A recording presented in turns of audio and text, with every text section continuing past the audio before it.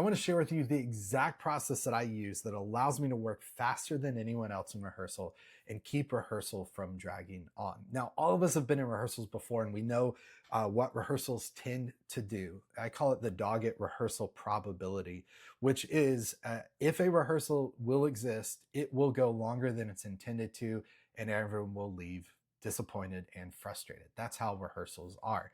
But you never want to be the person that causes rehearsal to drag on. And playback engineers, particularly playback engineers that don't know the right process and maybe just learn through some YouTube tutorials. Wait, that's not you. I know you're watching a YouTube tutorial, but just bear with me here. They tend to get a bad rap for, hey, can we change tempo? Can we change key? Can we edit that? Can we double the chorus? And they say, yeah, give me 15 minutes. Those edits start to add up and drag on and make rehearsal feel super long, much like this intro. That doesn't happen for me in rehearsal because of the things I'm about to show you. And I'm going to walk you through the exact process. But here's a secret. To be really fast in rehearsal, there's a couple things you've got to do before you even get into rehearsal. Now, I'm not going to show you how to do them in this tutorial. I'm going to link them below.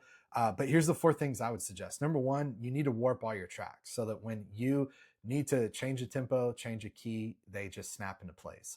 I warp everything with beats mode. It does not impact CPU. It does not affect things. There's scenarios where I change that and I may re-render something, but warp your tracks. Tutorial below. Number 2, you need to use a tempo track that allows you to change tempo faster than anyone else. I'll show you exactly what that looks like. Number 3, I have song sections. I used to call these markers tracks, but I call it song sections now because of AbleSet. Thank you. That you can see all your song sections in one place, allows you to make edits insanely fast. Final thing is you need a monitor mix / work bus. Again, tutorial below showing you how to set that up. And I'll show you when I get in rehearsal, the exact process I take. So close your eyes. Imagine we're in rehearsal together. I'm in Nashville at the Steel Mill. We're prepping for tour. And suddenly I hear our music director, I hear the artist talking about how they potentially want to double the intro to a song. Very first thing I do while I hear them talking is I click on the song track for this song and I do Command-Shift-D. That is duplicate time. Instantly, I rename this and I call this, if the songs ain't worried about it, I call this double intro. Okay. I might go ahead and add a locator for this. Add locator. I'll just call this double intro really quickly. All right. While they're talking, I've duplicated that song. I've got this prepped and ready.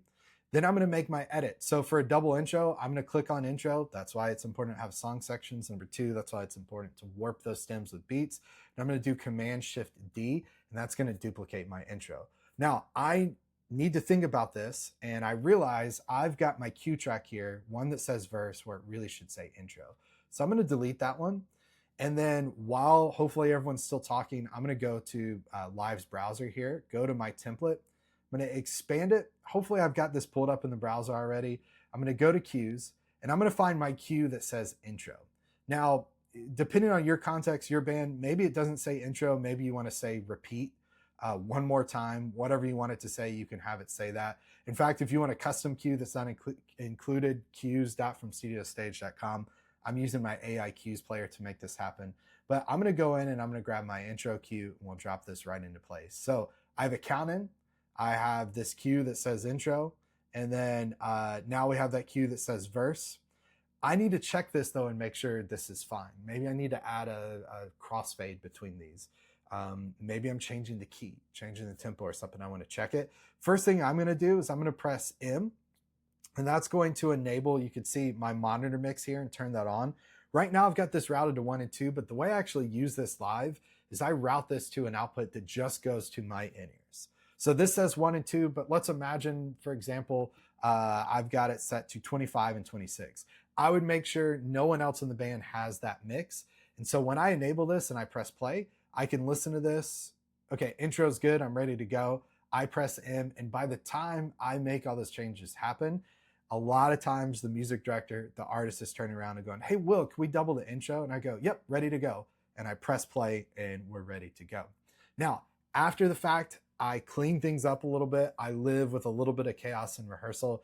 After the fact, if we stick with this, I strip this out of the set, save this as an individual file. But this is how I can work faster than anyone else in rehearsal. And what's really important, you may go, well, Will, why didn't you just make the change to that double intro there? Well, it's because the amount of times I have changed the song and then someone said, nope, let's go back to the way it was. You need some sort of version control, some sort of history there. And you don't want to be sitting there doing Command Z, Command Z, Command Z, Command Z forever and ever. This is what I found is a really good hack to keep rehearsal going. Then again, after the fact, go back, clean things up, strip songs out individually. But that's how I can work faster than anyone else in rehearsal. Check all the links below to see step by step how to do all the things I suggested. Thanks for watching. See you on the next one.